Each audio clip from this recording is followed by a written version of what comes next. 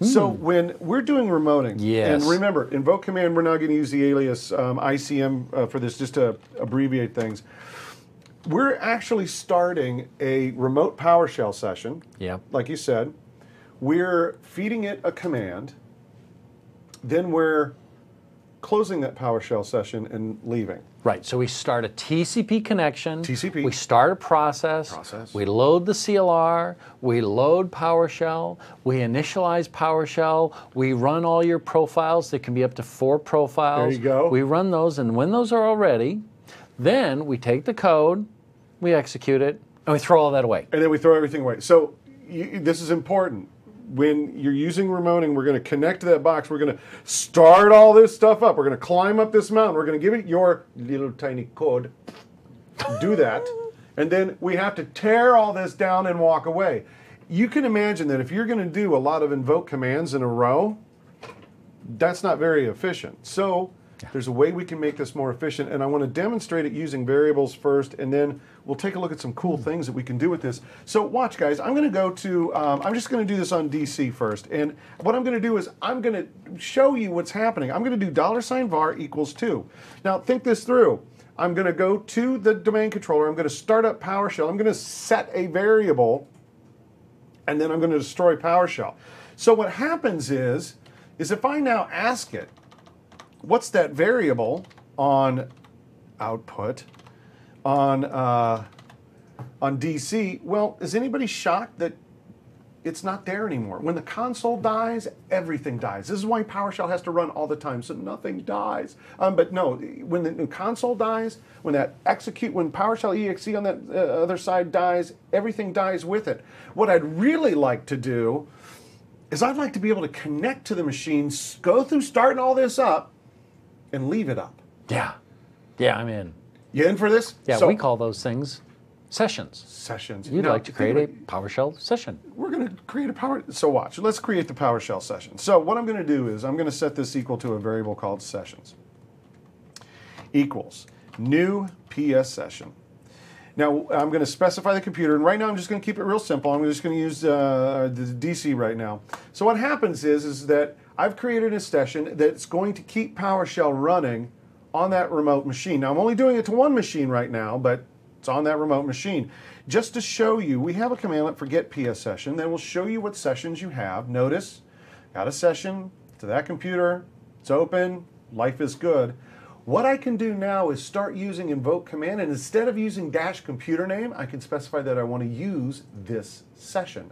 So, ICM, we're going to do the exact same example again. So let me just go ahead and clear the screen here, and I'm going to do ICM, computer, oh, no, not computer. It's just a session. $sign sessions. Of course, I had to make it long and easy, hard to type. Yeah. And I'm going to do the same thing, var equals 2. And this time, I'm going to go back and check on it. Woo, woo. Woo! Fast, fast, fast. Fast, fast, fast. And this now gives us a lot of power to do a lot of really cool things. So we can keep this session open, and we can continuously fire things. We can reference variables that we have open. This is going to make our lives a lot easier. Happy, happy, happy. Happy. Do you want to show them the difference in time? Yeah. Oh, okay, do measure command. You know measure command? Yeah. Do measure command on just invoke command minus command name, or minus computer name. Oh, you want to see the difference in time? Oh, Yeah. I wonder if that would, you think it's going to be apparent here? Computer name DC. Yeah.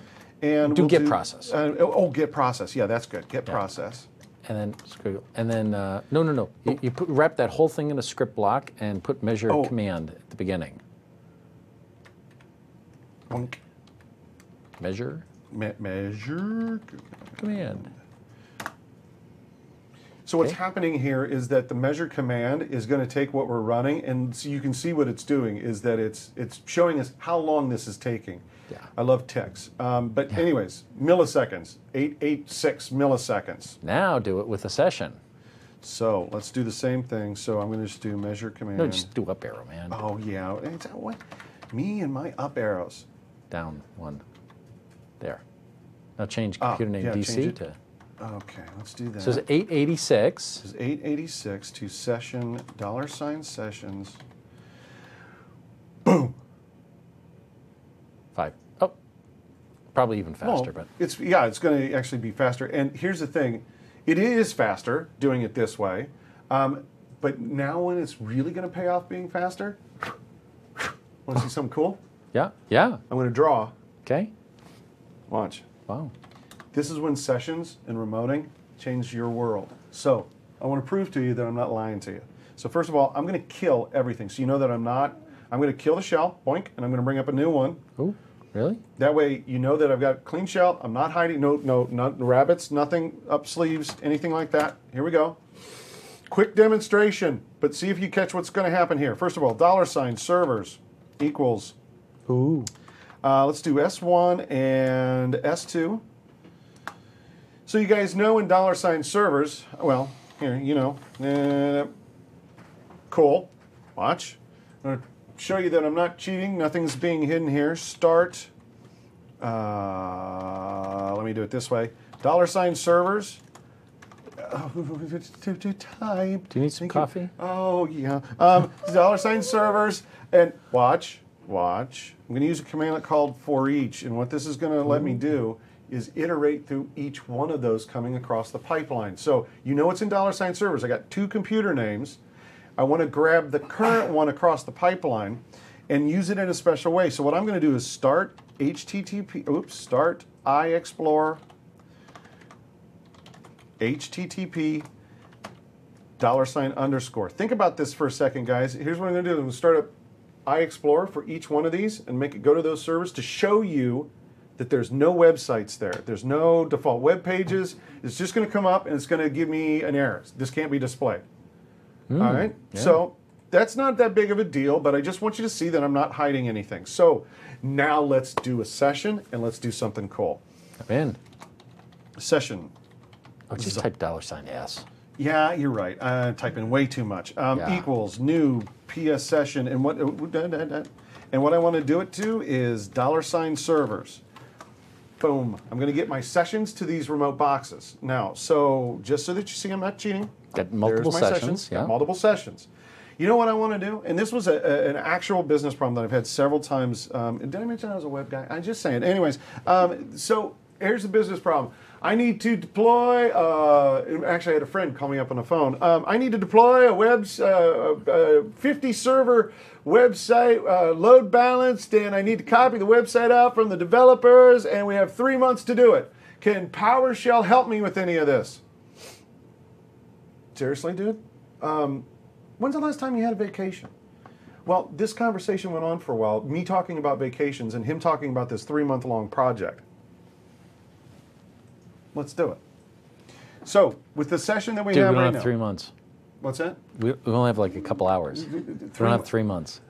Well, let's... Okay. So you want to challenge me? Okay, fine. So, invoke command. On the session that I just made, which now is shorter, $S. Here's what I want to do. Install Windows feature web-server. Now, I know, guys, this isn't going to be all that cool and tricky, but here's the thing. For web services, every component that you need of the web service, you can just put in comma and specify every single one. This doesn't have to be web servers. This could be Hyper-V servers. This could be whatever it is you need deployed. And I want you to see that it's happening on, I know, we're over here, that it pretend that the sessions for $S was 50 servers, 1,000 servers. Now take a look. It comes up, and as it shows me as it's finishing the installation on those remote boxes, and I'm maintaining this session so that I can it's still doing. But wait, it's not serial. It does it in parallel. Yeah, it does it in parallel. So what's happening is that it's not going to this server and then going to this. No, it's going, dudes, install. Come on. We're talking less than 4 minutes. I've just deployed as many web servers as I want. But wait, we're not done. Watch. There's more. Watch. I'm just going to up arrow for once and go back to this command. Watch. Oh, come on. Oh, come on. Yeah. But wait, there's one more step. You guys, we got to make our own web page, right? We got to make our own web page. Bahama, pretty mama. So 3 months, baby. We're gonna make our own web page real quick just to prove that you can still do this. Just make this default HTML, and so you say MVA and PowerShell rocks, and I'm gonna save this. I want to deploy this I want to deploy this, so I'm going to $servers pipe. For each one of those servers, I'm going to have it copy item. God, I love the item commands to work with stuff because we're going to take that default HTM, and the coolest thing about PowerShell commandlets is they give you more capabilities you've ever had before because the destination can be a UNC. So I'm going to say \\$ $. Remember, that's the current object. That'll be those servers, and I want it to go to their administrative share, and I want it to go to inet pub. This is where the default web page is stored, and let's go up and run it again, and lo and behold. So Aruba. We're going. It's vacation time now. So in other words, in just a couple of minutes, I've deployed out, in this case, a web server and a website. It's a small demonstration, but the idea is this. It changes how you think about administration. Yeah. Now it's, instead of sending guys out, going, go out there and install this and install that and let me know when you're done in 3 months. Now it's, get somebody with a screwdriver to rack and drack these things. As soon as they're powered up, I'm going to remote into these things, install what they need. I'll probably script it so I never have to actually type these 4 commands again, and boom. It's done. And now that I've got the script, if I need to add more, just add some more. Just add some more. Or Totally give awesome. it to me, because I have a problem, and you give it to me, and I just do it. Give it to you. Like it might be more complex. Like I really don't understand this web stuff. And I say, oh, I have this problem. And you can say, hey, Jeffrey, here's the script I have. And I look at it and I said, boom, boom, boom, minus what if? Yep. Do it. Off to Aruba. I mean, that's the thing I think that is some people just sort of don't get until they get it, and that is the transformational effect of these technologies, remoting in particular. The fact that all of a sudden you're able to do just phenomenal things, massive things, in a heartbeat. Things that your boss is probably thinking, I'm just not even going to ask because that's going to take so long. We don't do things, and so you end up with this sort of static, brittle, ossified IT IT processes and structures. All of a sudden now with these tools you can become fast, you can become flexible, you can become agile, you can do things you never thought of doing before, all because of the power of PowerShell. Well, and it really I have is to say, transformational. It is transformational, and also my CTO doesn't like the answer it's going to take 3 months. He really likes it when I give him the answer of it'll be done within the hour. As a matter of fact, it's done now. I'm just testing. Yeah. I mean, that's the whole point to this, is that your management totally changes, Or like not that only in guy. scale, but what's that? Or like that guy, I'll have a tea in the morning. I'm going home. Yeah, I'm going home. That's the whole thing. Now, one other thing on remoting that we want to show you right now. We're promoting like I know. slacking off. Slacking off. I know. Everybody's leaving. There's one other super cool thing in remoting that we want to show you before we get into the rest of scripting, and I have to do it with a new console. You know, I don't. I'm not going to be at this machine tomorrow. Oh. And you know what? In fact, when I'm out on vacation and I'm using PowerShell Web Access, who knows? I'm going to be at some box. And the thing is that, guys, I've been using Active Directory commandlets. I've been using all kinds of stuff from modules that are installed from the remote server administration tools. And, if I want to manage Exchange, I need the remote server administration tools. I am going to need to install the Exchange management tools. And I do a lot of SCVMM stuff. I'm going to need to install, all the VMM management tools. God, it's going to take me a couple hours to do that. And as soon as I go to a different machine, none of the commandlets, none of the modules will be there, none of it exists. So I want to show you what I think is absolutely the coolest thing in the world. I use it constantly because on my box, I don't install anything. I don't install the remote server administration tools, the Exchange tools, nothing.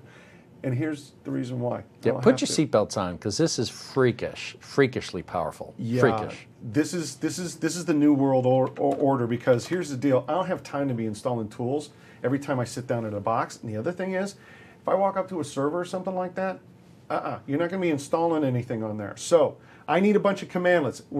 I'm gonna need the Active Directory command. I don't know why I'm starting to do it like this, but it's kind of like watching Godfather. It's like watching Goodfellas. Godfather. I don't know what I'm doing. You call me funny? Yeah, saying I'm funny? You saying I'm funny? Funny? You say you got PowerShell and just stick that in. So here we go. So what I'm going to do is I'm going to create a session to the servers that have the commandlets that I want. Now think about this. You really want the commandlets from the servers that naturally have them. A domain controller has the Active Directory commandlets. An Exchange 2007 server has the Exchange 2007 commandlets. An Exchange 2010 server has the Exchange 2010 ones. I couldn't get all those tools on my box if I wanted to, but watch. And you don't want to. And you don't want to. So $S equals new PS session, and in this case, I'm going to just going to hit a domain controller. So I'm going to establish a session to this domain controller. Import PS session module. Guys, do you see what I'm doing? There's a module on that remote server called Active Directory. So I'm going to say, give me that module, Active Directory. Now, because right now on this VM, I do have the RSAT tools, I'm going to prefix this. So there's a prefix, and I'm going to call it remote, so you know it's coming from somewhere else. Then we're going to ask Jeffrey to explain how this magical stuff works, because watch. As soon as I do this, oops, I forgot to give it the session. Say $S. Darn, $S. I was going to do it all in one line and I screwed it up. I forgot the session. Oh, yeah, no, you can't. That's strange. Oh, so let me do this. See, $session. There we go. Let's go Wayback Machine, you didn't see that. Click, click, click. Men in Black. Men in Black, Men in Black. So, module, session, $S. I don't know if you know what just happened right now, but check this out. I wonder if I have any commandlets. Now, pretend that I had no Active Directory commandlets. So what we're going to do is I wonder if I have anything for remote. Let's do this. Remote AD should work. Dudes, dudettes, ducessies. You see what's scrolling across my screen right now? Looks and smells like I suddenly have all these commandlets I just asked for. Look at all these Active Directory commandlets. Yes, they're prefixed with remote, so I have these commandlets. As a matter of fact, I can do this. Watch, get remote AD computer filter. Ooh. Fiddler. Yeah, this is brother. Anyways, the star. So look, it ran. Look at this. Look. I got these commands from a server. Nothing's installed. How is this working? Explain to me how this is working, because this is like freaking me out right now. It's magic, baby. I love magic. I love magic. So here's the deal. Here, let me show you this. So here, we've been showing people get help. Get help, but get help. Command. Yeah, get help, get process. Okay? And that gives you this. But there's another thing, it's called get command. And people have often asked, well, what's the difference between these two, get help versus get command? And the answer is that get command is more structural, programmatic information. So watch this, $C, hello, oh, wrong one. $C equals get command. $C dot parameters. Okay? Yeah. And then let's take a look at this parameter, say name. Oops, sorry, name. Okay? And look, we've got all the information, the name, its type, etc. Yeah. Okay? And so what happens is when I go and I do that import, what I do is I go to that remote machine, I load the module that you asked for, and I do a get command on all the things. And I get that data structure, and what I do is on this side, on my side, I go and I take that information and I recreate a set of scripts with exactly the same signature. And then the body of the function basically says, hey, when you go do this, gather all that stuff up and run it over there using invoke command. So I don't actually have these commandlets on my machine. I have like a proxy. Yeah. Or a shortcut that is saying, take all the information from the parameters and then go run it on the source machine. Exactly. So do this. Do on your machine now, type get command. Get dash star AD computer. Get dash star AD computer. Okay, so look. Notice one, the get AD computer is a commandlet. Now that get commandlet, that's .NET code. Okay. Okay, but look at the function. Yeah, what's going on there? So now, take a look and do this. Type parentheses, paren, get command, get remote AD computer. Get remote AD computer. And paren, dot definition. Definition. Ooh, look at this. Yeah. So look at this. This was dynamically generated code.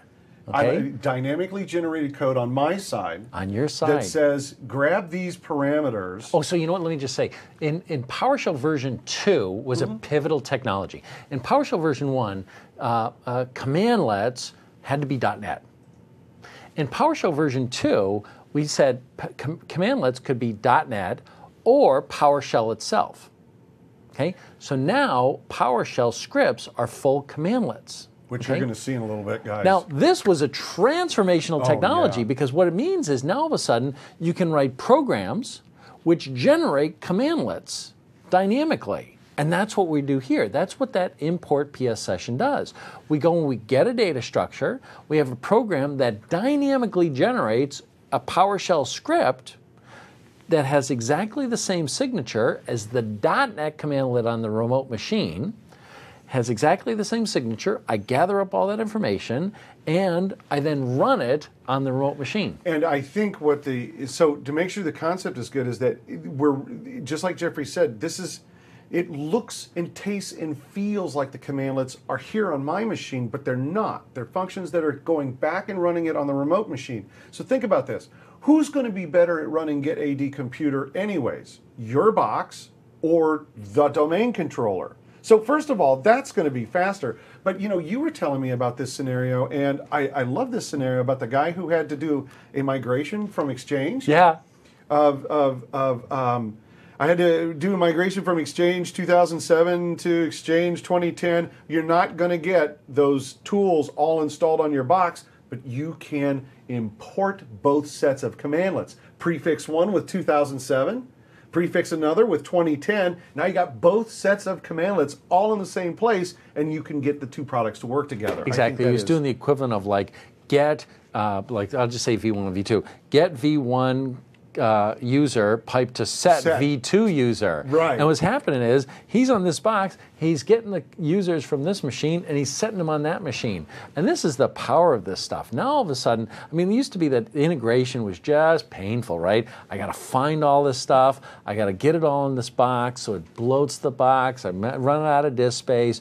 Oh, wait, this guy updated something. I got to patch it. Oh, wait, they require different versions of stuff. Blah, blah, blah. Just hideous. Hideous. And now the answer is, hey, dude, I'm sitting right here. I import the stuff from there. I import the stuff. I import the stuff. I import the stuff. And I'm sitting here. And by the way, type.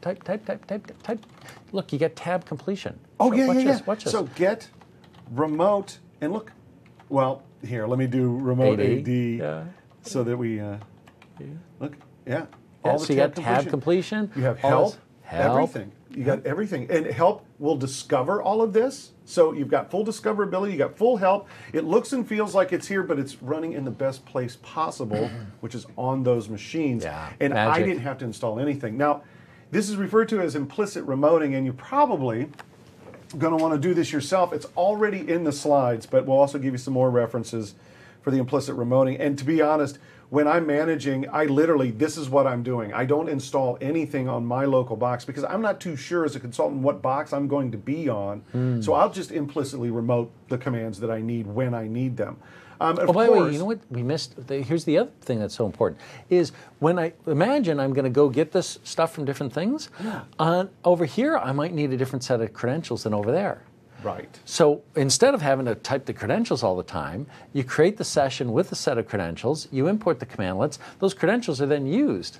Every time, and guys, there's a dash credential parameter on this. So when you create the session, you use the credentials that you want to use. When you do the import of the modules, then you're using those credentials over and over and over again. So you don't have to keep track of all of that.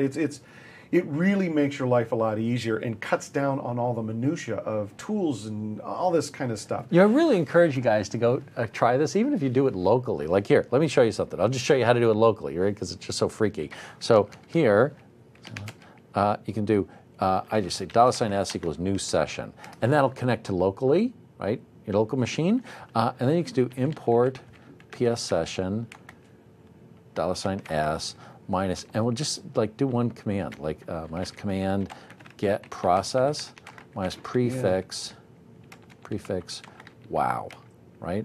And so now all of a sudden you get wow process.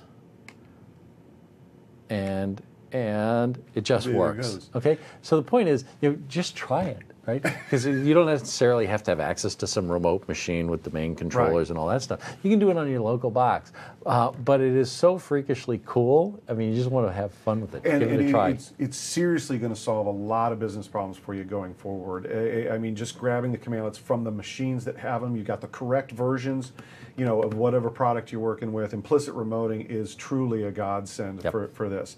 Now, guys, we're going to take another 10-minute break, and we're going to have our last session for today.